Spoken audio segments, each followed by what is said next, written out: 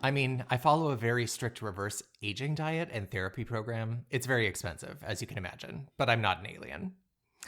Welcome to Rebooting the Beast, a podcast in two parts. I'm Ann Burke. And I'm Matt Molinaro, and in the first episode, usually we review an original piece of media, and then in the subsequent episodes we discuss the reboot, usually asterisk, asterisk, asterisk, because we are flipping the whole thing on its head this week.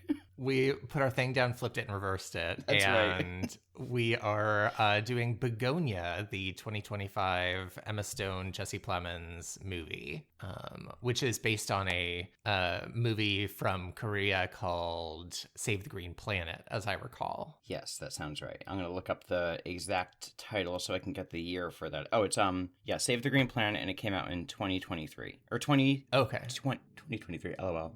2003. Oh, I didn't realize it was that much older. Okay, Yeah, me neither, interesting. until just now. Fascinating. Okay. Yeah. I'm excited we decided to see that. I've obviously not seen that at all, but as you mentioned, we had both seen this before. Yes, and so it seemed like it would make more sense to do it that way than the regular way, I think. I don't know. I think, you know what makes the most sense? Whatever we feel like, because it's our podcast. Fair. But I also feel like we're both familiar with this one already. So either way, one is going to feel different than the other. So this is our opportunity to see how the remake inspired something we're already familiar with. Yeah. I saw this in theaters probably when it first came out. I forget if you had seen it in theaters or if you watched it. No, you just said this is your second time watching it. Yeah, this is our second time watching it. We saw it a few weeks ago, I want to say, for the first time. Oh, okay. All right. Did you know much about it going into it? No, I knew nothing other than the main cast were Emma Stone and Jesse Plemons, who I didn't know him from Harry, but I kind of recognize his face. Like, when I see his face on, like, the little thumbnail on whatever streaming service this is on, maybe Peacock, I was like, oh, I know him from somewhere. And when I saw him in the movie, I was like, I know him from somewhere. And then I looked him up. I don't know where I know him from. Oh, I mean, the things I know him from are Friday Night Lights and Breaking Bad. Maybe Breaking Bad, because I watched that for sure, but I can't. It's been so long, and there are so many people in that. Was he in it for a long time? Probably like a season or two, I think. Do you remember who he was? You don't have to go deep into this. I'm just curious. Yeah, he was kind of a guy who sort of like they stumbled upon in the act of like committing a crime, and he was basically like they were kind of like worried they would have to kill him, and then instead he was like just happy to join them in their life of crime and killed people at their whims. I'm looking at the pictures of him from when he was in that now, and I see it. Yeah. I remember him now. Okay. I wonder if that's it. But either way, I never saw the other thing you mentioned. So, what was it? Friday Night Lights? No, I never saw that. But okay. I knew nothing else other than that, and that it was like kind of artsy movie posters I saw, because I saw that one of Emma Stone with like a shaved head and like dripping ink all over it, dripping color. Yeah. That was it. Have you ever seen any movies by the director Yorgos Lanthimos? I think so. He did Killing of the something deer? The Sacred Deer, I think. Yes. Is that him? It is. I've never seen that one. This is my first movie of his I've ever seen. Okay, that one I've seen. Killing of a Sacred Deer. Let me see what else he's done. Oh, wow. Ari Aster was involved in this too. I don't know who that is. He did Hereditary and Midsommar. Oh, I haven't seen either of those. Oh my gosh. I mean, I don't know how you feel about horror in general, but those are both great. I love both of those movies. Okay, so those I've seen, and that was by Ari Aster, and he was the producer. What's the person who did this? Will Tracy, you said? Or Yorgos Lanthimos. Yorgos Lanthimos. Dogtooth, Killing of a Sacred Deer. Oh, Poor Things I want to see. That's on my list for sure. Yeah, same. That feels Frankenstein-esque, but not quite exactly. It's kind of inspired, yeah. So there's that. And I've seen the trailer for it multiple times, and I could totally see that being by the same person. And The Killing of a Sacred Deer was a great movie. It was wild. Okay. Yeah. That's all I've seen. This is your first one you've seen? Yes, but I want to see more of his stuff. If his other stuff is as weird and like unsettling as Bugonia, I want to see more of his stuff. Oh, for sure. The Killing of a Sacred Deer is very unsettling with a darker kind of tone to it, for sure. Oh, okay. The other ones I haven't seen, but I mean, just one look. Just one look at the trailer for Poor Things, and I could tell this is his thing. Okay. Have you seen the trailer for Poor Things? I have like vague recollections of seeing Emma Stone looking like a reanimated corpse of some sort, and I don't know if it's just like still images I've seen or if I've seen the preview, but other than that sort of like image of her in a white dress, I don't think I've seen much. Yeah, if you watch the trailer, it'll give you an idea of what I think this director or whatever does, because it's very whimsical, very like a painting. Love that. What about you when you saw this? Did you have a lot of hype for it, or you went in knowing little? I saw a preview for it at another movie I was at, and just saw the sort of like premise of her being a CEO who was kidnapped because these two conspiracy theorists think she's an alien, and that's literally all I knew going into it. Yeah, I didn't even know that. I just got like the vibe pretty quickly from watching the movie. And I just have to say, and I felt this way going into this movie too. Okay. I don't know what that noise was in the background. Sorry. Emma Stone is such an excellent actress. I agree. I really think she's one of the like greats of our time. I just cannot. I love when people who act can just do different roles. Yeah. Take chances and also take responsibility and like can reflect back on previous roles honestly too. I just like her. She just seems like and knowing that she started out singing and that she started out on that Partridge Family reality show. Oh my god, I have no idea about that. Oh gosh, that just makes her so much more special to me based on my likes and dislikes. Her first big break, if I'm not mistaken, there could be something before this, like a commercial, but who knows, you remember the Partridge Family, obviously. I do. I never watched it, but I know of it, and I know kind of the premise. Yeah. Oh gosh, yeah. I watched it on like TV Land and all that. So they did a Partridge Family reboot sort of reality show in the late 90s, early aughts, in like the peak of like, let's figure out any damn thing to make a reality show about. Yeah, I kind of remember this too. Yes, and they were trying to redo the Partridge Family, and you get cast, and then we'll take you on a tour, and you'll have a variety show. Spoiler alert, I don't think it made it all the way, but Emma Stone was a contender on that, and I think she might have been the winner of being cast as like the oldest Partridge girl. Okay, and it wasn't scripted. It was an actual reality show. Yeah, she was Emma Stone playing. Insane. I love that. Yeah. So anyway, I just thought that was that. I just love random facts like that about people. So find the early videos of her on that show for a real throwback of where she's come from there. Because being a competitor on a Partridge Family themed reality TV show doesn't necessarily scream like pathway to Oscars. No, exactly right. It just makes you feel like you never know. There's still hope for folks out there. There's still hope for you out there. Who can I pick? Christy McKibben. Who'd you say? Christy McKibben. Oh no, I think she's R.I.P. Oh well, shit. Shout out to Christy McKibben. God damn it. And it's Nikki McKibben. Nikki McKibben. Okay. Let's just say Tamira Gray and move on. Okay. All right. Okay. Tell me the summary of this. Yes. Okay. So the summary is: two conspiracy-obsessed young men kidnap the high-powered CEO of a major company, convinced that she is an alien intent on destroying planet Earth. There it is. I've asked you this before. Yes. Have you seen the TV show Space Cases? Yeah, I don't think so. I'll bring it up later because it has to do with other planets and things like that. The disappointment in your voice. No, I think we've talked about it before on other podcasts, but I just could not stop thinking of Space Cases at a certain point in this movie. Okay, so Okay. let's begin. All right. Well, it starts off with a monologue by Teddy, who is Jesse Plemons, talking about flowers and honeybees, and he's talking to his cousin Don, who I forgot to write down his name. Oh, the actor? Yeah. Aiden Delbus. Thank you. Who has a disability, and I also should have written down what it was, but he's autistic. Okay.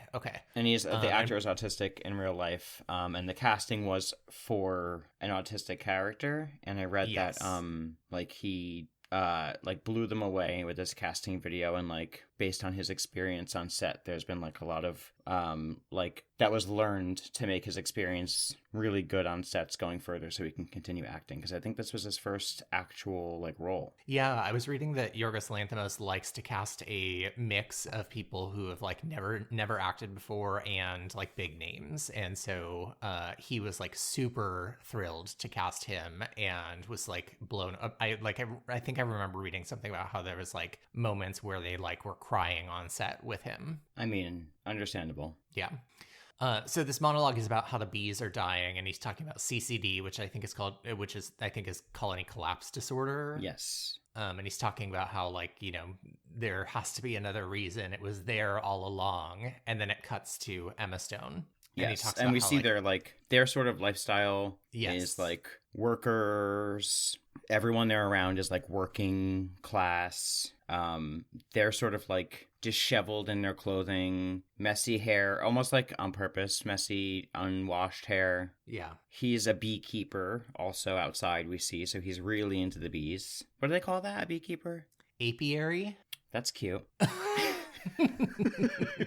I think I actually love learned bees and honey and all of that, but I'm afraid of bees, I'll be honest with you. Agreed. I sometimes like think about how it would be cool to like keep bees in a preservation, like not because I want to or enjoy a lot of honey, but because like, you know, we need bees to keep the planet alive. Mm-hmm. But I think I would be too afraid. Yeah, I run from. I know you're not supposed to. I try to act natural. I try to be cool, because I know that they sense it. But it's just very challenging for me. I've been stung a lot when I was young, and Macaulay Culkin looks a lot like me. And if anyone has seen My Girl, have you? No, but I know the premise. He gets stung by a bee and he dies, right? A lot of bees, and everyone called me. I have a thing with bees. They make me nervous. So I try to be cool, but only for a little bit of time. So I love bees, but I could never do this. Even though I was going to say, Davey, I would love to do this in a second. I think he has family that does this overseas that has a whatever this is called again. You said it. I'm going to try to say the word, and it's going to be the bird one. It's close. It's well, I think it's apiary, like aviary with a P. Yeah, see, there you go. Anyway, yeah, so he's a beekeeper, apiary, has an apiary, whatever, and then they show Emma Stone, and it's like super luxe, minimal home, massive, beautiful home on the outside, a little too beautiful stark. Gowns, huh? Beautiful gowns, beautiful gowns. Yeah, it's so interesting. I loved I didn't really think about when you were saying worker. I know there's a lot of bee analogies, but like, I guess I'm really dumb for not sort of making the connection in this moment of them sort of being worker bees and her being the queen bee. Mm-hmm. Yeah. But, my God. Then they have and then you see like her sort of, they do this like over cut between the two of them as you hear them talking about like how they are living their morning routine, right? Oh no, that's not yet, is it? It's pretty close, because he talks about like how they're steering the ship, and then we see like them doing yoga in their living room while she's doing yoga on her like mansion's like glass enclosed patio. Yeah, exactly, and she's got like a personal trainer, and she's doing that kind of stuff while they're like doing like counting push-ups and high-fiving, like, and high knees. Yeah. Can we just for a moment talk about, also, I know we've talked about her, what a brilliant actor she is. I also think Emma Stone is just so unbelievably beautiful. Oh, me too, for sure. So pretty. Yeah, so they're saying like she's dangerous. We have to prepare our bodies, our brains. Yes, because she is an alien from another planet. Yes. I also, one of the things I love about this is I love how well okay. By the way, we should preface this entire episode. Not that this should come as a surprise. This is our 59th episode. Spoilers abound. We are going to spoil the entire plot of this movie. So if you haven't seen it, you should go watch it first because it's phenomenal. Yes.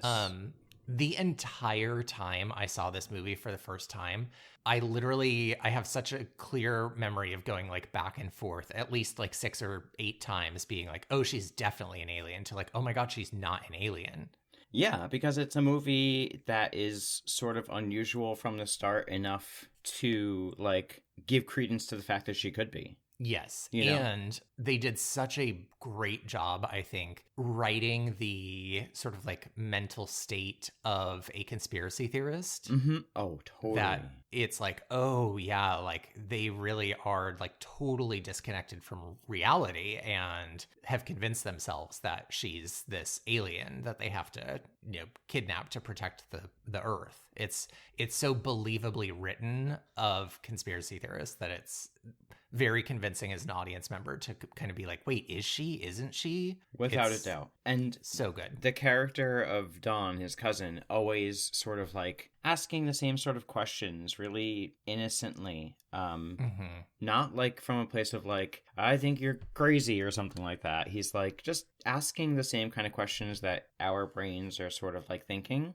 Yeah, that's true. He is a good kind of stand-in perspective for the audience. Yeah, and we see the way that how Teddy answers him because of their relationship and because Dawn trusts him and he's really his only person. How a person can be swayed, basically. Yeah. You know what I mean? How easily it can happen under the right circumstances, even when, because it's very easy to like have a very certain moralistic view of what a conspiracy theorist like this is, good or bad, and like evil or not in some inherent way. Do you know what I mean?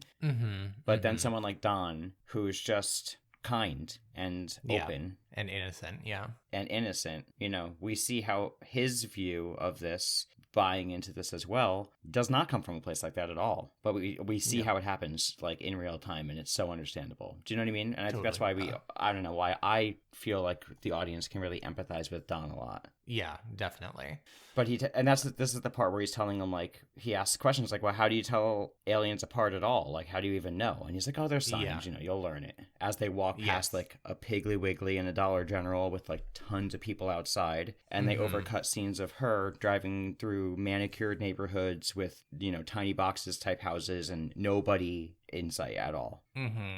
Very different lifestyles. Yeah, true. And you're still like thinking, who is this woman to them? Yes. And she's listening to Chappell Roan's Good Luck, Babe, which is just apparently a small piece of trivia that was a decision that Emma Stone made. And I just thought that was so fun that she's in her, like, I don't know, Mercedes SUV, taking her vitamins, singing along to Good Luck, Babe, drinking from her Stanley cup. It's so funny to me. Yes, with her sunglasses on. And then the way she's like in a moment going to be like lip syncing to it just is exactly how you would be lip syncing to a song you just loved. You know what I mean? And actually, can we bookmark this reference for later on? I just made a connection in my head. Yes, definitely. I actually might have a piece of trivia that connects to what you just thought of. Interesting. But before we get like the opening, it says Bugonia on the screen. The last thing we get, I think, is we see Teddy and Don buying a bunch of supplies like cream and like, wire and wires. Things like that. And then Teddy tells Don that they need to clear their psychic cache.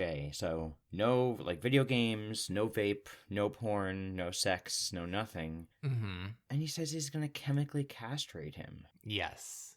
Because he says otherwise it will have too much control over us. That was heartbreaking. I know. And well, I think that like the part about it that like was hard was Teddy says like you'll feel free, and then I think he asks Don like, or maybe Dawn says like, what does free feel like? And I think Teddy says, like, it'll be like when we were little before things were bad, before everyone went away. Yeah. And it's just, it's just so clear that they're suffering Yeah. in some pretty severe ways. Exactly. And he's like, don't you want to be free? Don't you want to be free? And he's like, I just thought, one day I would be able to, like, be with somebody. And he's like, no, it's okay. It's like, trust me. It'll be better this way. I've done it myself, and, it'll be better. Which is very, again, like it's almost in a way like kind of cult leader-ish, the people who are so convinced of their reality being the right way, being able to exert that influence over other people by appealing to their suffering, really. Mm-hmm. Yes, exactly. Yeah. Because this is like exactly what I was talking about before, where it's like very honestly and kindly, like he's willing to do it, but he's like, I just thought about this, and like I just thought I would have a different future, and I'm rethinking it, and I don't know if this is really the only way. And he has just one person he trusts and one source of information, and we see how he, like you just said, appeals to his like vulnerabilities, and it's like, well, I trust him with everything else, so I guess. Yeah. We are pack animals. Yeah. Then I think so he does it, and then we get the Bugonia opening yes, on the screen with that very dramatic music. The music in this movie is so good because the music is so like orchestral and severe and dramatic on top of a very like mundane background. Yes. Thank you. That's the perfect word. Yeah, it's so mundane, but you've got this like this really from kind of moment one like unsettling music on top of it, where it makes you as the audience member feel really uncomfortable. Yes, and I think a lot of the imagery too, like even from the jump, it's like you get this sort of muted but close up imagery of like the bees on the flowers, almost like a nature documentary. Yeah, it's almost like a little off-putting because it's not quite vibrant, Yes, like, yes. There's a sort of tone to it all, and then you see everything that you're seeing is sort of like got this sort of muted quality to it at this point with the music too. Yeah. Oh, I love it. I love all the music. And if you love this kind of stuff, you really would love Ari Aster's other movies. So like you see this type of dramatic counterposition or contrast, whatever, of music to like imagery and big moments in like Hereditary and things like that. I would really recommend Hereditary. Okay, all right. As you know, I'm getting more and more comfortable with horror and as long as it's not just chainsaws and jump scares. Absolutely, I can definitely handle it. And it's Toni Collette. Love. Yes. Love Toni. So, moving on. Speaking of things I love, the next scene is Emma Stone recording the like intro to like a corporate DEI training video. This might have been my opening line if I had to do it. Oh my God. It is so funny how she keeps like stumbling over the words and is like, there's too many diverse. And listen, okay, I have to say, one of my favorite things about this movie is the way they have written her dialogue, because I have done like communications work in higher education, and I'm very familiar with how like carefully chosen every single word is in communication from like an organization to their, constituents or community or whatever. And it's such a fine, it really is like walking a tightrope a lot of the time, because you're wanting to be like authentic and sincere and like say the things you want to say, but also being like, well, if we say this word, people might interpret it this way. And so if we choose this word instead, then this. And sometimes it comes at the kind of cost of sounding too sanitized. And the way that they've written her dialogue is such a perfect example of that, where it's like, let's say this word instead, or like, let's have a conversation about this. Let's have a dialogue. It's just so perfectly emblematic of the way that organizations have to do talk to people generally. I could totally see that here and throughout the movie for sure. Yeah. I have to agree with her though. I counted in her short little blurb. They say the word diversity 8 times. In probably a 15-second clip. Yes, it came up so many times, and they're like, well, she's like, we need to not say diverse so much. It's too many fucking diverses. Yes, we need to diversify the language. How about that? Yes. Oh gosh. Yeah, this is the part where she's like, clearly things have happened. Something has happened. Among other things, and it has caused them to be like forced into pretending that there's a new culture at the workplace culture to improve the work-life balance of their team. The whole, quote, the 5:30 thing monologue is one of the best things I've ever seen in cinema, because I love how she's like, I need you to let everyone know they're free to leave at 5:30. We have a new culture here. People should feel free to leave. But of course, it's not compulsory. So if they have things to do, and don't forget, we have quotas to meet. We're running a business at the end of the day. It's just like, so I think we have all worked for that company, you know? 100% on every level. But you see this in corporate America. You see this in Starbucks coffee house. It is like, you see this anywhere you work. This sort of like, it has been rolled out from someone higher than me that we have to offer this benefit. We're gonna offer it to you, but they don't know how things actually work here. So just know that if you take advantage of this, we can't work it against you. Yeah, but we will. We'll find a way. Yeah, it's, oh my gosh, this was so real. You know, you can leave at 5:30, of course. No more unpleasant instance. Yes. Unless you want to stay, of course. Unless you need to, yeah. I mean, I know you've got a family, but if you have work to do, you know, you can feel free to stay. I mean, we do have clients. Also, my favorite part about that is that after that whole thing, she walks out the front door to her valet parking spot, and she tells the attendant, like, feel free to leave early. So it's clear she is leaving early. Yes, exactly. I mean, we saw her drive in. Yes. Oh, God. That's when she drives home. She finishes Good Luck, Babe. And when she drives into her beautiful home and the gates close, we see Teddy and Don in, you know, not camo, but, you know, monotone clothing. And is it Jennifer Aniston? It is a face mask of Jennifer Aniston. Yeah, Jennifer Aniston printed face masks over their faces. Approach her from behind, and we see it from afar as they like apprehend her to the ground and tackle her, and she fights back, which wasn't surprising. We saw her training. Yes, beginning of the movie, so she fights back. She's in heels in like a little pencil skirt, running away from them. All over her property. We're seeing it from like the inside outside into her home as they're like tackling her in the yard. It's really kind of dark because there's a comedic element to the way they're sort of tussling and how she's getting rid of them, and you see how unplanned they are. Yes. Even though there's all this planning, we see how really unplanned they are. But it's really serious because they said it from far away and you can't really hear anything, and you see the realness of like, this is just an attack. A couple of things I love about this scene. Number one, the minute she's attacked, the way she kicks her heels off. Yeah. Oh, yes, exactly. So funny to me. But then I love that they are kind of constantly going back and forth between the like sort of close-up shots where you hear them like, you know, grunting and fighting and whatever, to the sort of like distant shots where it's just sort of silence and you see her running and being tackled and whatever. Like the push and pull between close-up and like active sound to like silence and distance is really unsettling. Yes, it's like you're there and then you're like a voyeur from afar. You know, like you're constantly between the two, and it's very much that. And then they eventually apprehend her. I think one of them shoves a needle in her leg.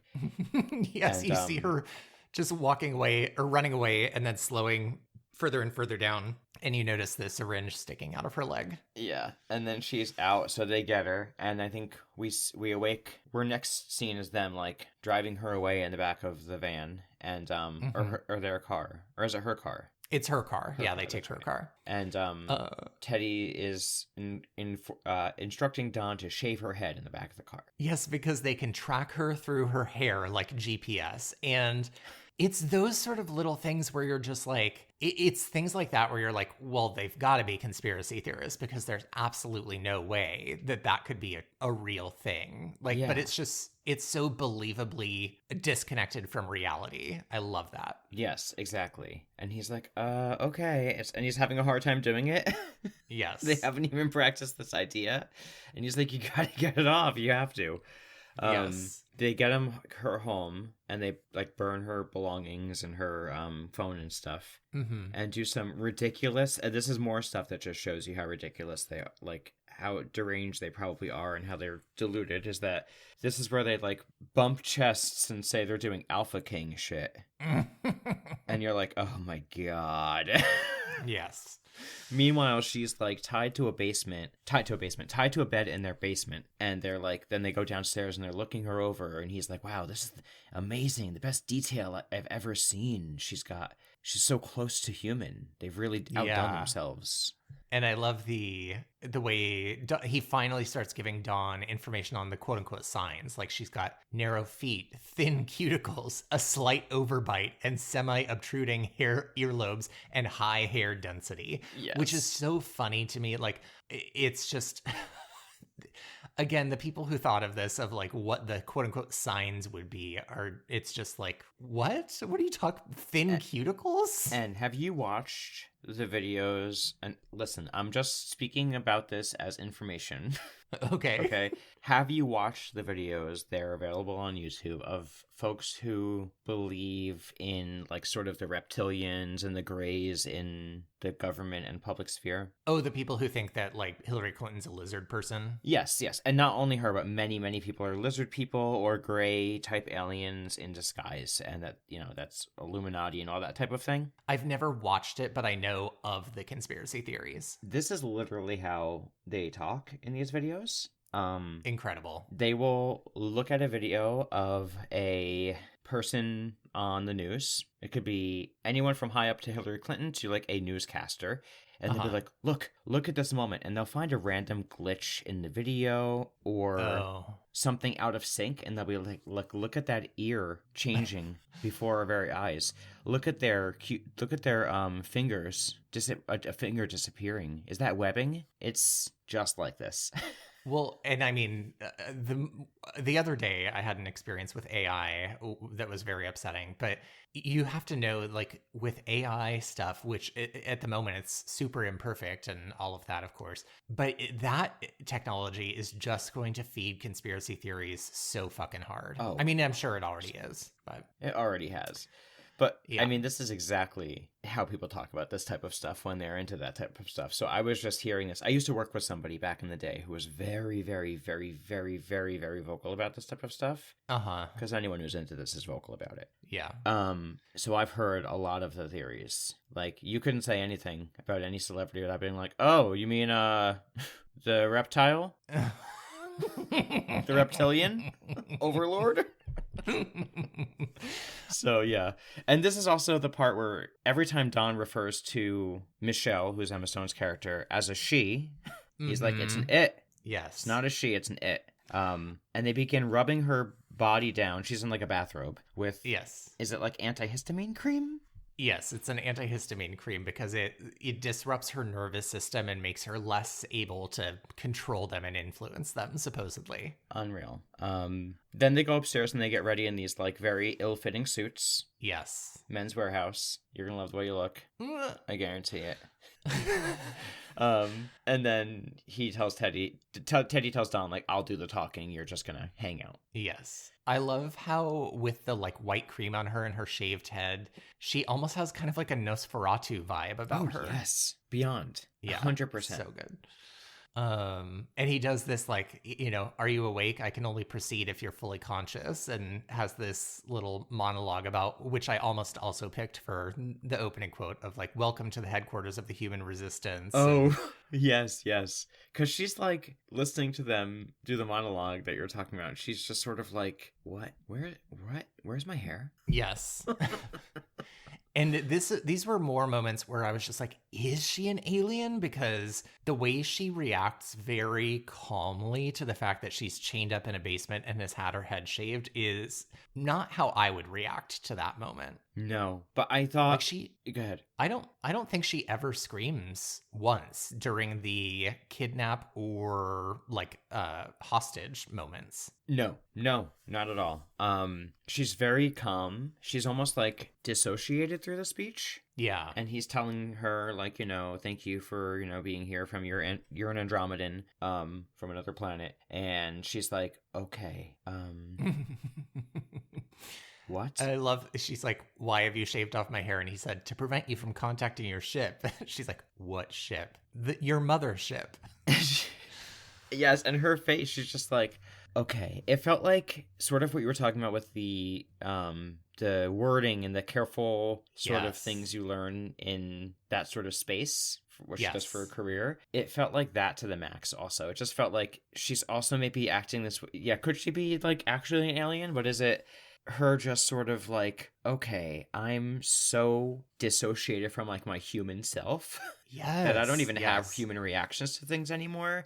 Everything is like, okay, where am I? What's the plan? What do I do? Yes, it's so interesting, and maybe this is just an experience that's like unique to me because I've done that kind of communication work, but like you write this message that you like want to say like really important things about like community and values and things like that, and then watch it get kind of like run through the like sort of mill of PR type stuff, and see kind of the human connection of it not disappear but become less impactful, watered down, like it's like orange juice from concentrate. Yeah, exactly. And the way she is chained to a basement, covered in antihistamine cream, chained to a basement, I said it too, covered in antihistamine cream, and says like, let's negotiate a deal that is fair and advantageous to us both. And like, let's just unpack the problem here. It's just, I love it so much because of that. Yeah. Because then she gives that like, she's like, okay, listen to me.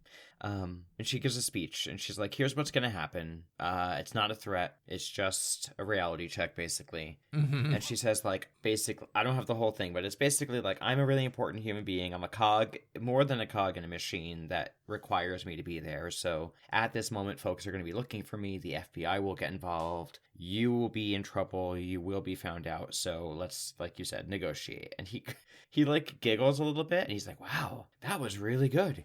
You even got my pulse racing a little bit.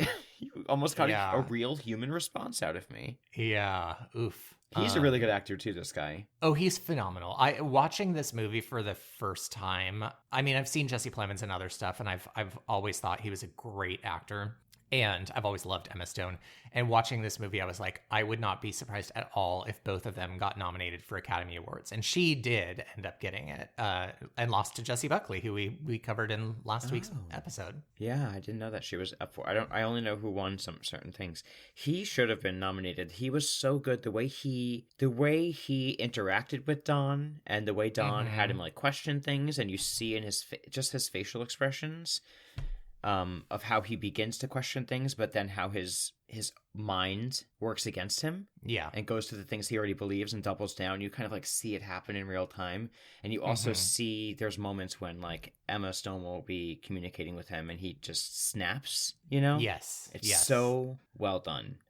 Yeah. But he says basically, you are here because your Andromedan race has, got a techno enslavement over Earth, and we need you to broker a sit down with your government, your Andromedan government, and so you need to do that. And she's like, I might have a hard time doing that for you. And he's like, why? And she's like, because I'm not an alien. Right. I love that she has some lines like, I hear where you're coming from, and I respectfully disagree. Yes. I also like that I'm hearing like, you. And he gets so mad when he hears that kind of talk. Yes. By the way, I've been around people like that very recently. Oh, completely. Completely. They don't listen to this podcast, but I was having an interaction with someone, with Davey recently, and we were having a hard time with them. And every time they would hear us, like certain words, you could just see, like, oh, that was not. They're not listening anymore. No. Yeah. They're just hung on that word. She would say things like, let's have a conversation. He'd be like, yeah, let's have a conversation. Let's have a sit down. Let's have a heart to heart. Yeah, let's dialogue. Yeah. Let's lean in. I love the line too of like where he's like, "Look at you. I'm supposed to believe that you're a 45-year-old woman." And it's one of those moments where of despite how absolutely like disconnected from reality Jesse Plemons' character is, you can what I love about this movie is you can see why people fall into this headspace, right? Like when everything in your life has been taken away from you, like he has experienced, his character has experienced, and you see people who are living the life like Emma Stone's character and like the super rich and the super famous manage to look the way they do and live the lives they do. It feels so disconnected from your reality that you can see how that feeds into that sort of conspiracy theory of them being a different species, right? 100%. And also, it's like, it also just shows with all the things that show how different these two people's way of lives are, one thing that they have in common, and I think this happens in life too, is that they have a body. And so that's where we resort to sort of like, how can we determine something about you different from us? And like it gets down to this like sort of body criticism of like, oh, how could you claim to be a 45-year-old woman? Come on now. Yes. So he gives her a recorder because he wants her to give her statement to the Emperor to negotiate a withdrawal of the Andromedons from planet Earth. Of course. And he has a line that was another one I thought about using for the opening, where he says, "You killed my family, you killed my community. You should appreciate how professional I'm being by not gutting you." And again, if I were Emma Stone in that moment being held hostage, that would be very upsetting to hear, that like, you should appreciate how professional I'm being by not gutting you. And she reacts like cool as a fucking cucumber and says, "I think we got off on the wrong foot and I would like to keep the conversation going, please." Yes, exactly. She does not take them seriously at all, it seems like. She's like, okay, clearly they're unhinged, but they're not dangerous. They're just... She's thinking in her head, and in my mind at this point, she's thinking in her head, I just need to buy enough time for the FBI to get here. Yes. You know, I just need to keep them calm, and then the FBI will come and get these two Looney Toonies, and I'll be back on my treadmill tomorrow, on my Peloton. Yeah. And she, cries in the basement when they leave her and they see her on camera, and Dawn has a hard time not feeling sympathy for her, but Jesse Plemons is like, she's not even actually crying. She doesn't feel anything. She's just she knows this is hard for you to hear, and she's trying to garner your sympathy, basically. Yeah, and just keeps reminding Dawn, this isn't it. She's not a she. Yes. She's just trying to pretend. And then we get like a sort of black and white flashback because Teddy is kind of like falling asleep, it seems like. Yeah, I think we just get kind of like, we get this a couple times, but it's sort of like a black and white scene of Jesse Plemons' past, where he is sort of experiencing his life with his mother when she was still alive. Well, I guess she is still alive technically, but when she was still conscious or whatever. Yeah. And she's talking about how they're programming her cells, they're programming her blood, and they sell me the poison and then they sell me the medicine, and she's like got thousands of needles stuck into her. And by the way, I had forgotten that this was Alicia Silverstone. Oh, I didn't recognize her in this scene at all. At all. And then later on in the movie, I was like, who is this actress? I know her. And when I looked it up, I was like, oh my God. Love Alicia Silverstone. Same.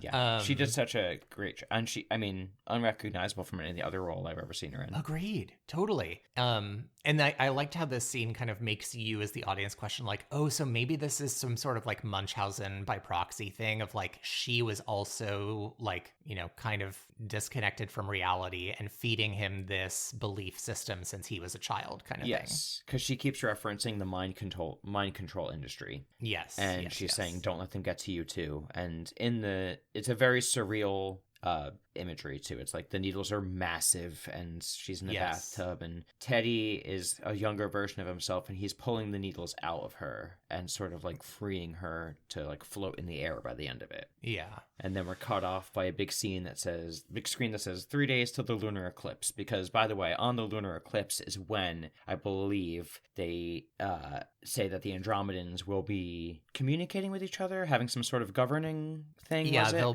they'll be able to communicate undetected with the Andromedans who are on Earth, basically. Right, because she's not the only one. She's one of many that have been put here on Earth, and they've just caught her now. They finally found one. Yes.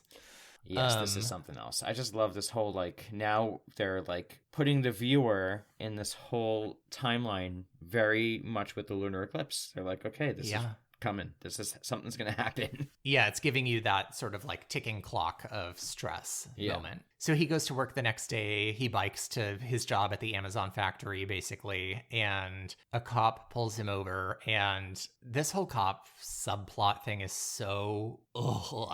to me. Yeah. But it's this cop who's like, oh, we haven't had a chance to catch up in a while. Just wanted to check up on you. And we learn he was like his babysitter back in the day. Yeah. And he says things that are very unsettling. Like, I think about you sometimes, not in a weird way. I'm a different guy now. And Jesse Plemons is like, okay, I'm good. I just got to go to work. Yes. Yeah. Very a lot of like unspecified apologies, half apologies for the way things used to be, for things that happened, not things that were done. Yes. Taking responsibility sort of apologies and kind of brushing things under the rug in a way that you feel like this guy is not a changed person. Exactly. At all. And it's just a distraction at this moment because he's, biking through town on the way to work. And then he finishes up, he gets to the packing place where he works, and he has a conversation with his coworker, Tina, about like how a machine has hurt her and she can't file a complaint with OSHA because, they're saying it's her fault. And he's, expressing his disdain about that. Kind of a similar kind of conversation you'll see in any kind of working environment, I feel like. Totally. And he's like, don't worry, things are going to change soon. Yeah. And we're getting this like very human version of him now, like very common kind of conversation. He has empathy for his coworker. We see where his like motivations are coming from now between the scene with his like flashback with his mom and then this scene. And then we see him in the break room, like eating, I brought some fresh honey from to his coworker. Yes. I like know this guy now. Like before he looked sort of like a kook out there in this oversized suit in the middle of the woods with unwashed hair. Yes. But now in like very similar circumstances, just with his hair pulled back and like a worker's vest on and eating honey in the break room, he looks like someone I would know in a workplace. Completely. And I love when he gets home and Emma Stone is like, I made the recording for you. And the recording is like the least convincing thing where she's like, I am an alien from outer space. Yes. And I would like to bring my new friend back with me. Thanks. It's very much like the Lydia talk in Beetlejuice. Yes. Oh, I love that man of mine. And he's like, is this supposed to be a joke? And like throws it against the wall. This is also where we find out she is his boss because her photo is on the wall in the break room. Yes. So she's like the CEO of the company he works for also. Oh, and on the news, we hear about how she's missing as well. Yeah. But not much has been found. I love also how on the recording, he's like, you didn't even say it in your own language. And again, she doesn't say like, I only speak English or like, I don't speak Andromedan. Instead, she says, sorry, it was the best I could do. Yes. And he's like, okay, listen, I think I've got to figure it out. She's like, I am a chemist, but I have a psych degree. And he's like, oh, from one of those brainwashing, money grubbing universities that you talk about? Yeah, the privilege factories or whatever. Yeah. And you're like, oh, he's wild. Yes. And he keeps talking about to her, and he slips up here and says something like, I'm not going to listen to you. You're not going to lie to me. I'm not going to believe you this time. I'm not a kid anymore. Yeah, so you get the sense they have a past in some way. Yeah, and she says, you're in an echo chamber. And he's like, oh, okay. And he's like, I know all the... He's like, this is a lot of, like, liberal talk. And he just spouts a bunch of, like, other buzzwords at her. And he's like, I've been down that rabbit hole before. Nice try. Like, give me a break. Yeah, I didn't really think about until now. Like, it really is like a competition of buzzwords between them a lot of the time. Yeah. If she says anything that sounds like one of those sort of buzzwords that you'll see, he instantly just is like, his brain turns off from listening to her at all. And he's like, buzzword, and I can do the same thing back to you. Yeah, which we see that a lot. She insults his intelligence because something about she makes a grammar mistake. He mispronounces the word shibboleth, and she corrects him, and he loses his cool and like throws a chair across the room. Mm-hmm. And eventually she calls him mentally ill, and he slaps her. And then he says a line that is very chilling, which is, everybody denies it at first, and then they confess. And you're like, oh no, like this is not the first person he's done this with. Yeah. And then he's outside in his car. I think they play some of that dramatic orchestra music, like Get Over It. And the scene is her being surprised by the shock of the slap, and then him outside in his car screaming and losing his mind, and the car shaking on its own. But we just hear the dramatic music over it.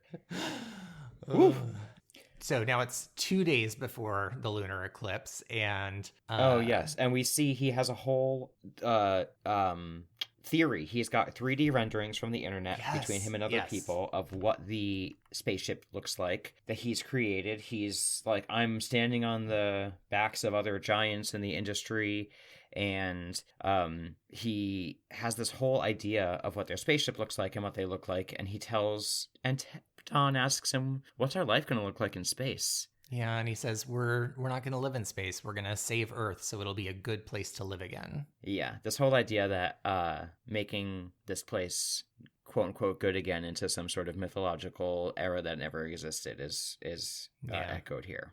So on the next day, he says that she's forced his hand, and he straps her up and puts a gag in her mouth, and we get a intense torture scene. Electroshock therapy, quote unquote. Yes, while he plays Green Day, Do You Have the Time to Listen to Me Whine, very loudly. Yeah. Also, just little small details that I'm obsessed with. Like, you get close-ups of his hands on the dials, and you see his fingernails are like overgrown and kind of dirty, and it's those little things that are like kind of like, okay, so he's not really kind of like keeping up with the things that, you know, somebody who cares what other people think about him would keep up, you know? Yeah, he's not planning to be here long. No. He's planning to, you know, he's really going through with this plan.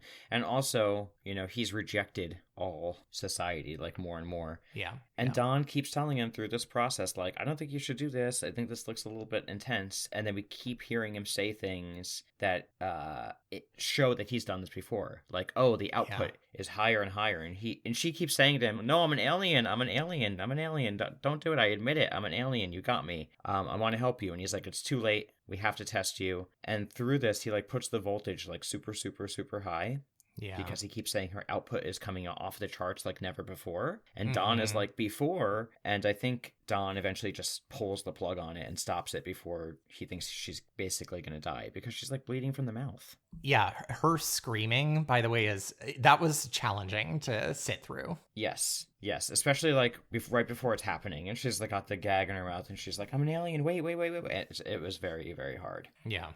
But he says he wishes to apologize profusely. I did not realize, Your Majesty. I thought you were admin. I did not realize that you have the royal genetic code. I'm sorry. I didn't know. The royal genetic code. I'm sorry. I didn't know. It was very much like I'm watching someone who feels bad for what they just did reconcile this in their head somehow. Yes. You know, that's what it felt like. And then I also remember earlier, he's like, you got the code all over your Instagram. It's like you're barely even hiding it. Yes. Things like that. But now she's like lying there. He wipes a bit of blood from her mouth, and we get another black and white memory again of him as a young boy with his mom, like up on like she's a balloon that he's holding in a hospital bed, and he's with before Emma Stone and her team in like, you know, very, very serious, almost like a funeral scene, but it's them basically saying like, we thought we took care of this for you. The victims and their families, we're going to make sure we take care of this. No cost will go unpaid by us. And we're so sorry we had an oversight with like our medicine, and we still think this can help people. And I think we get the idea that, you know, there was some sort of medicine that they tried that didn't work. My favorite part of this little flashback is she ends her little monologue by saying, this one's on us. which is like the kind of language you would use to talk about a hamburger that you're buying somebody, not medical treatment for your mother that's in a drug-induced coma that's our fault. Yes, and it also indicates this one is on us, you know, and also indicates we're doing you some sort of favor. Yeah. Not making something right, quote unquote. So now it's the day before the eclipse, and we see him going grocery shopping before he kind of comes back to the house and like takes off her cuffs and covers all the windows and lets her shower while he makes dinner for her. And they sit down to like gives her a wig. Which she's like, later on, did you want me to wear that? And he's like, only if you wanted to. Yeah. She sees that the name on the clothes that he left for her says Sandy G. Yes. And then they begin to eat a meal he prepared for the royal Andromedan. Yes, he says, this is my best attempt to approximate the royal treatment to which you are accustomed, and it's like jarred spaghetti sauce and meatballs. It literally might as well be Chef Boyardee. Yes. And she's like, no, it's great. Yeah, but they have a, at first, sort of civil dialogue where she's like, tell me about your movement. And he's like, well, we're not a movement. I did this all on my own. And again, with all of these words, if she says them, he's like very offended. Yes. And they talk about honeybees, and she calls them Earth's most admirable creation. And he kind of like questions that. And she's like, you know, blah, blah, blah. And she's like, even in the face of peril. And he's like, what kind of peril? And she's like, well, you just say it. And he's like, no, after you. No, after you. You say it. You say it. So passive aggressive. Yeah. And he finally says like colony collapse disorder. And she, of course, immediately is like, oh, so you're talking about the neonicotinoids that my company makes. And she's like, oh, your research is out of date. The bees are coming back. And there's never been any consensus that pesticides were the cause to begin with. And this is where it all, like, their sort of pleasant exchange starts to fall apart, because she is like, I know you want some master plan so that it can be my fault, so that you can ignore the real reasons that a species dies. And she's like, you know, sometimes they just, I forget what the exact phrasing was, but it's like they give up the ghost, basically. Or yeah, just she's like, sometimes environments change and evolutions evolve people out, basically. Yeah. And it's Don keeps being like, can I be excused?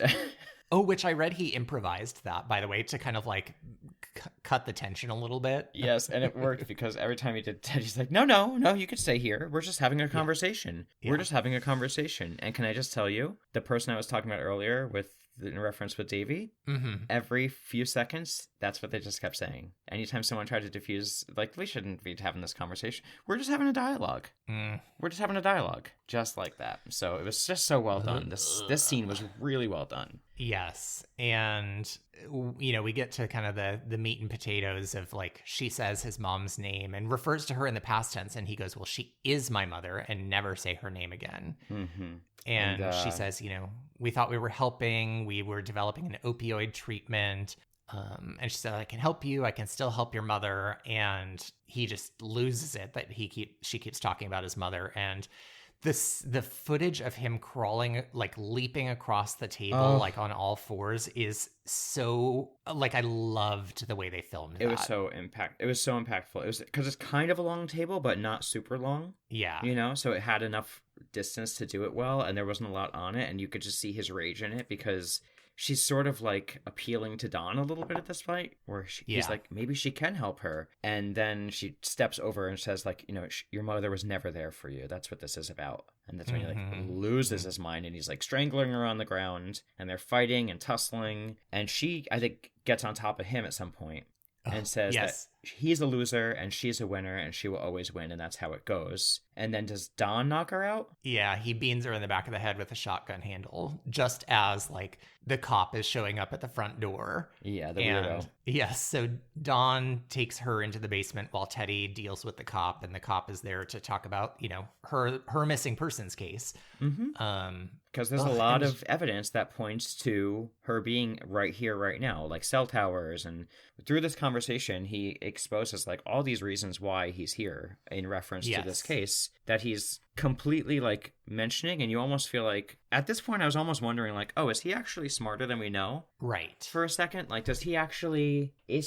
changed person? And he's pretending to be this to figure this out and gain sympathy, but no, he's not. He's just a creep, and he overlooks all of this stuff because he's also a creep. Yes, and he's only here to see if he's got like enough sympathy from him to be forgiven, quote unquote, for whatever's happened, and probably seemingly do something again. Yeah, because he says like, "Oh, I've been feeling guilty about whatever went down," which is like, okay, so you don't feel bad that you abused this child, whatever that looked like, but exactly. Ugh. So he's trying to like get the cop to leave while downstairs Emma Stone is regaining consciousness and talking to Dawn and trying to convince him like, listen, like I can help you. I can help your cousin. Like, thanks for not shooting me upstairs. I know you're a good person, etc. Yeah. She's like, you still have a shot in all of this. Like, no matter what. Remember, you haven't done anything. You've been kind to me. Yeah, it's not too late for you. Not too late. And she's starting to kind of mention, like, and he just says, like, shut up to her over and over again. Yeah. And she's like, he doesn't help you. He's just he's making you do things. It's like you don't even have a choice. So meanwhile, Teddy gets the cop to go look at the bees with him. And while they're looking at the bees, Dawn asks Emma Stone, like, if you are an alien, will you take me with you? Because like he basically is like, life here is so sad. Like, I don't want to be here anymore. And she says like, yes, Dawn, like we'll leave Earth. I promise that's what'll happen if you let me go. And he's like, okay, I'm ready to leave. And then says, tell Teddy I'm sorry and that I love him. And then he ends up shooting himself. Yeah. It's very so sad. I mean, you saw it coming, right? Yeah. In this conversation with her, especially when he asked if she can leave on the ship, I was like, oh no. Yeah.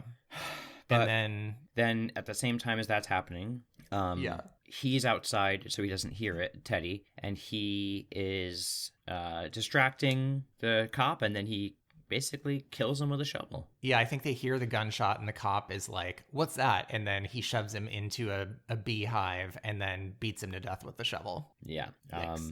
He runs back to the house and sees the very bloody, violent-looking scene and is horrified, of course. He's in despair to see his cousin like that.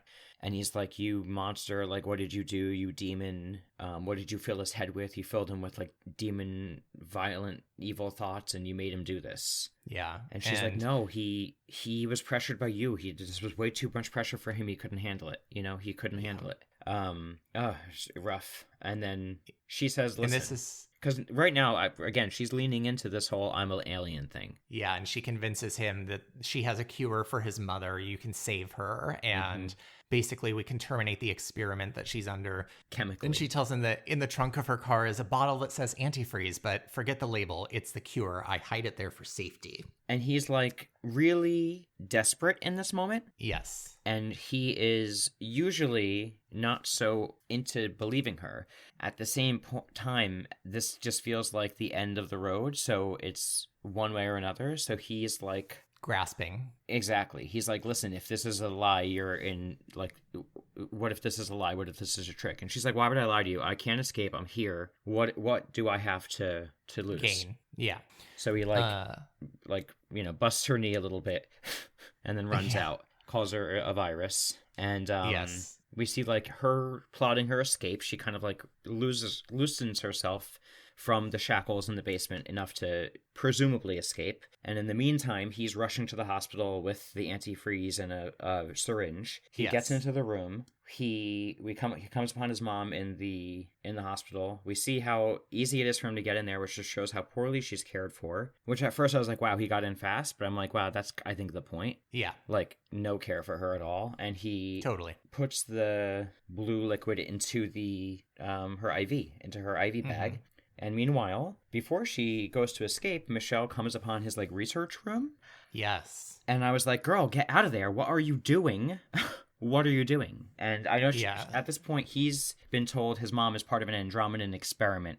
So he's doing that thing. And then she's seeing what he believes this Andromedan experiment stuff is all about. It's like not only the stuff we saw before with like the 3D renderings of the spaceship and all of that stuff, but it's like all of these scrapbooks, almost photo albums of all of these victims of his previous pursuits. Yeah, people he's tortured, people he's cut apart. You see like heads in jars and stuff like that. So it's like clear that he is, it's still at this point, I was like, oh my God, maybe she's not an alien and maybe he really is just a full like serial killer disconnected from reality person. Oh, 100%. Because in this context, if you were looking at this movie right now from no other way and you didn't know about any sort of like supposed alien and you just saw like person in basement escaping, Yes. this looks like a horror movie about a serial killer right now. 100%. Like a kill room, all the trophies, the documents, all the images are people who look just like her, covered in the antihistamine cream. Yep.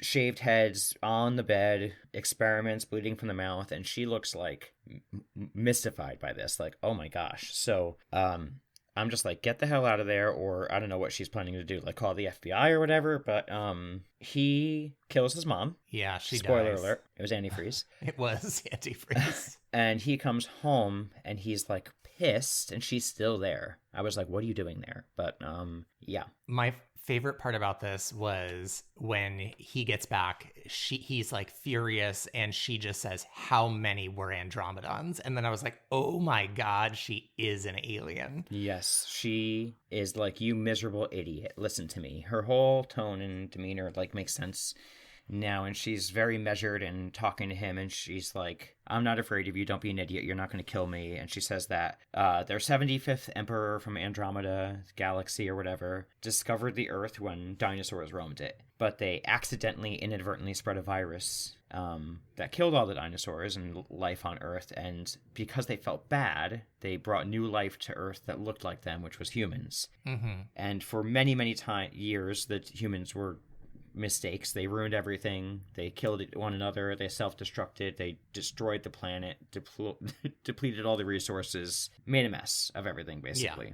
They built an ark. They traveled the oceans for a century and became this degraded race of semi-humans, the apes. And then she says, evolution resumed toward chaos, and your ancestors fought and brutalized Earth. And they kept going, even with presented with irrefutable evidence. They proceeded with their own self-destruction, which is like, girl, too real. Yeah. And it's kind of we see the look on his face as he's hearing all of this too, and he's just like a mix between like, holy shit, I was right, yeah, but also like, oh, I don't think I was right about the reasons, because it sounds like their mission is in alignment with his. Yeah, because they were there to eliminate the suicidal gene of humans and to save Earth and your kind. And his mother was chosen because she was weak, and that if they could correct her, perhaps the other humans could be saved. Yeah, she was one of many experiments, all failed. Yes, and so she says, we have to show the Emperor the truth tomorrow during the lunar eclipse, and then says, the hour is almost upon us. Yay! That moment, yay, was so good. Loved that. And it's just so funny, because in this moment he realizes that in his like desperate pursuit for his cause, for his, whether he wants to call it a cause or not, mm-hmm. he has discovered that he is the part of the very problem. He's part of the very, and he is the enemy. Yes, he's become the enemy himself. He's found, and that's very hard for him to reckon with from this moment on. It looks like he's almost speechless.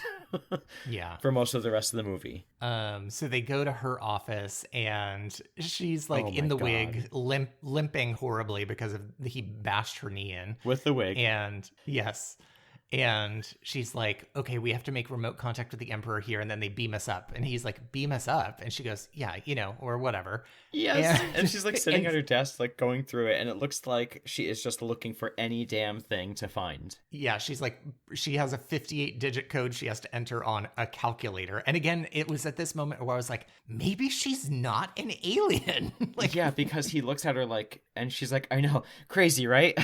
I know. Yeah. Yeah, I gotta put it in there, and then that's what'll do it. And he's like, okay, don't worry, I'm safe. And we find out that he's strapped with dynamite. And I love, she says, that's very smart. The Emperor will admire your intelligence. And he says, just trying to help. Oh, and now all he needed was a little bit of confirmation, and he has completely bought into this. He is now following her lead. Yes, and she gets him to get in the closet, because that's when she presses the button, he'll be teleported, and we can have to do it one at a time so our bodies don't reconstitute together during teleportation. And And then he And closes the also, door can I behind just him. say, every Yes. time she does one of those explanations about like why they need to do it separate for him, he's now become sort of like the Don asking the questions, like why do you have to do it separate? When Yeah. she says it like that, she has this tone to her voice like she is completely bullshitting off the cuff in the moment. Yes. And he has this look in his face like, oh, he almost believes it and says, oh, of course, because he's like, oh, I'm almost embarrassed for not having figured that part out yet. Completely. Do you know what I mean? It's Completely. this so well done. I'm just blown away by these moments. And that is also why you're at this moment. Like, what is going to effing happen? Yeah, and again, the moments that make you question, like, is she an alien? The minute he closes the door, she starts like edging toward the exit, and so you're like, maybe this was all a ruse. Yes, because everyone on the outside of that office has watched them walk in, and she has clearly acted differently. Clearly shown to them all, I am under duress. Like, yes. So it just feels like she is just biding her time, you know? Yeah.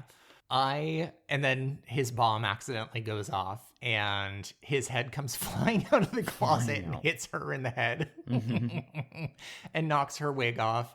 And the next scene we get is her in the ambulance being ambulanced away, and the like EMTs in the ambulance being like, you're gonna be fine. And she just goes, I know, and starts like pulling out all the cords and like jumps out the back of the ambulance and like stumbles away, running back to the hospital, to her office on foot, barefoot, in this like state. She looks wild, covered in blood, shaved head, stumbling. Like her physical acting during this scene is phenomenal.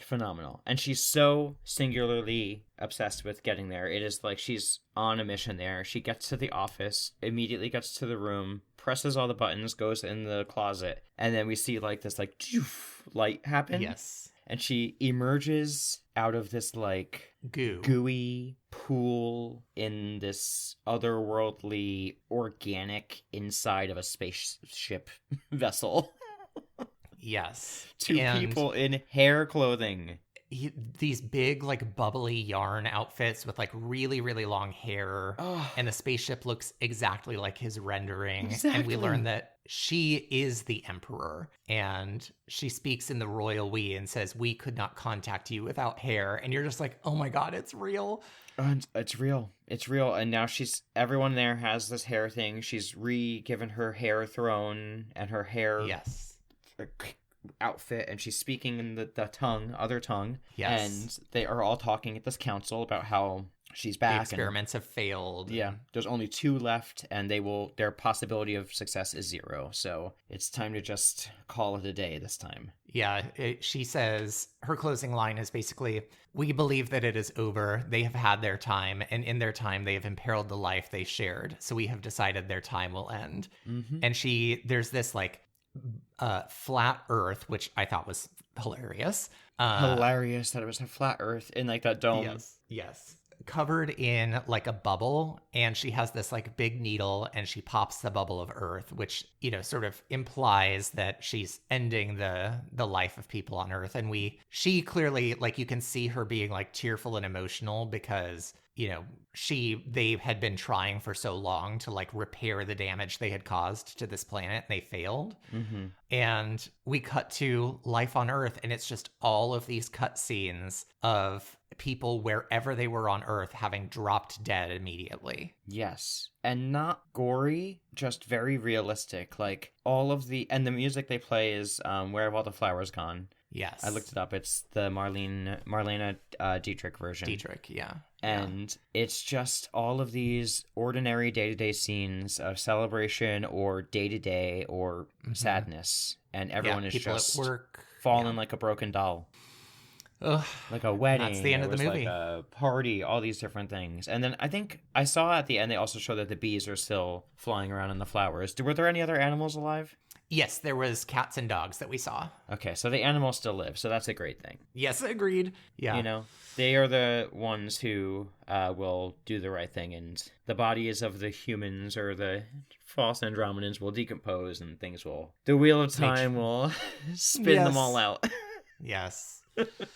Oh, do you want some trivia about this movie? Yeah, I didn't actually look up any. Usually I look up some. The only thing I had about trivia was about the actor and it being his first role and all of that, because I read a little article about it that I thought was kind of cool. But yeah, So please.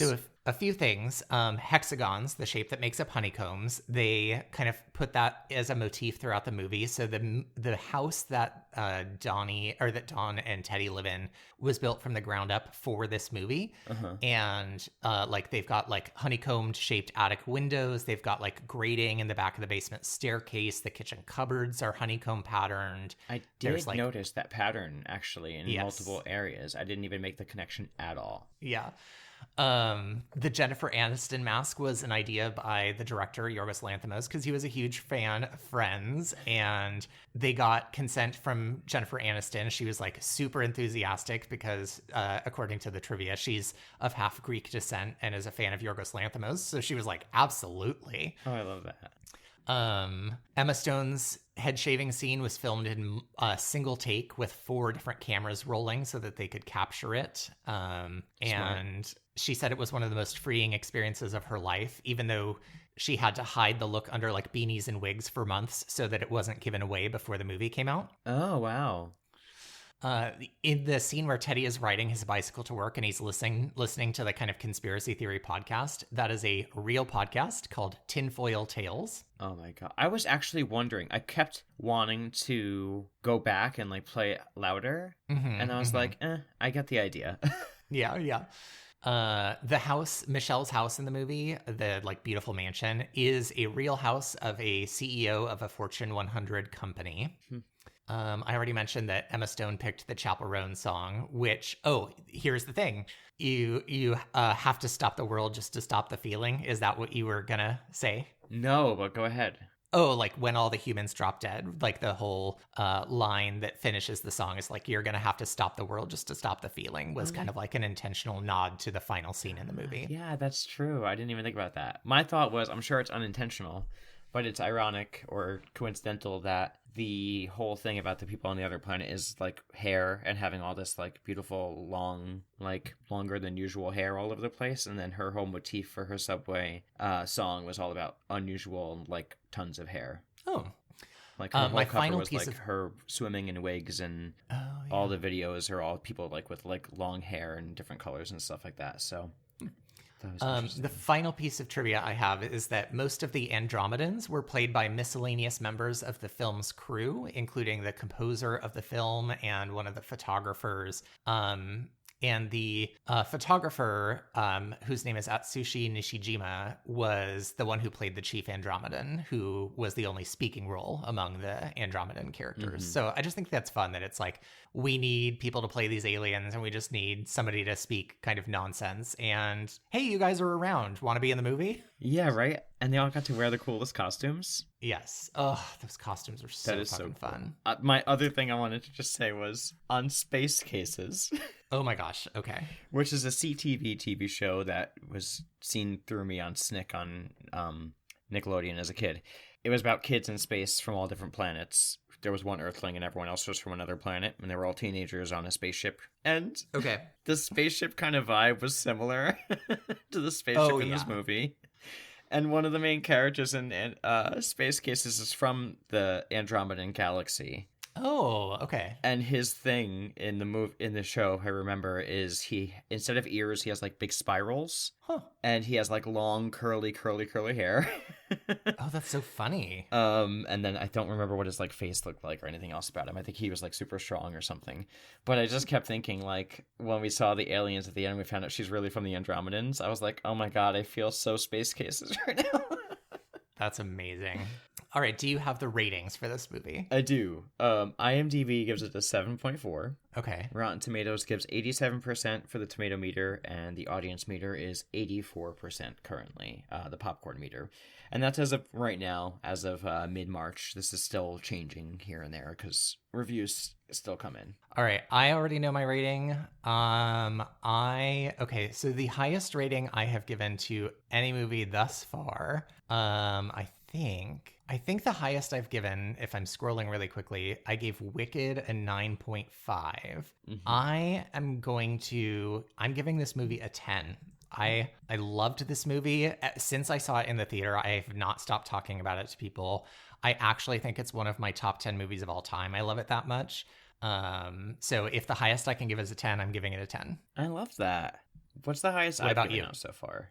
The highest you've given out, you gave actually we both gave the Guillermo del Toro Frankenstein 9.5s. Oh, you gave a 9.8 to Wicked and a 9.7 to the original Beetlejuice. Okay. Yeah, so the highest you've gone is 9.8 for Wicked. Yeah. Maybe I'll give it a 10 too. I mean, I'm tempted to do 9.9 to leave room, but I don't have any complaints. Yeah, I loved it. I think everybody needs to watch it if they haven't already. And if you haven't watched it and you're listening to this and you're already this far, what are you doing? Yeah, what are you doing? I mean, things might have been quote unquote spoiled for you, but I mean, the journey there is great. I'm going to give it a 9.9, by the way, my official last rating, just to give room. Just Okay, in case. all right.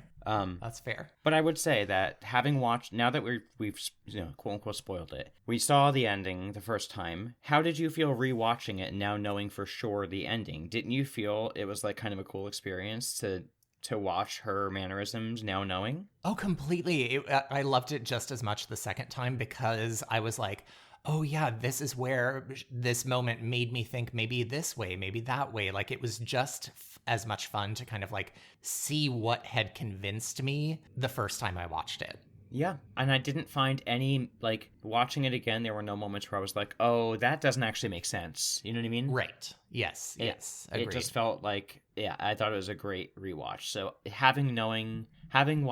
listened to this episode knowing the ending, I think it's an equally delicious experience. Agreed. And I'm really excited to watch the original of this and just see, like, I don't know, maybe it'll be even better. Maybe it'll be like totally different and not enjoyable. But regardless, I'm excited to watch it just to see what inspired this movie that I love so much.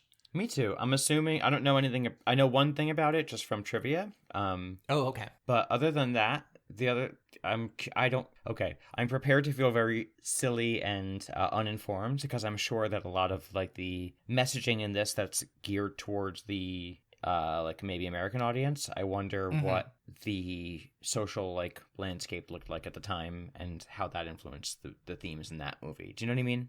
Totally. I'm glad you said that because when I was researching trivia, anytime I spotted a piece of trivia that was about the original movie, I skipped it because I was like, I don't want to know anything going into it. So I might actually go back to reading the trivia for Bugonia for next week too. Yeah. So I'm looking forward to it. It's going to be exciting. Well, listeners, this was kind of a long episode, but if you would like to help us grow, the very best thing that you could do is to rate and review our podcast on whatever platform you are using to listen to our episodes. Yes, and the other best thing you could do for us, for people to find out about our podcasts, is just word of mouth. So spread the word about us, tell a friend, talk about us on Reddit, whatever way you can to spread the word about our show. Yeah, our social media is RebootyPod on Instagram, and you can email us at rebootypod@gmail.com. We love getting emails, so send us a note and say hi. Yes, and we have a Patreon. It's patreon.com/N&Matt. You have a bunch of cool bonus episodes on that. It has games and all sorts of things, but we have a ton of movie reviews for things that maybe aren't reboots. That's right. Thank you for listening to Rebooting the Beast. See you next week. Goodbye. Bye.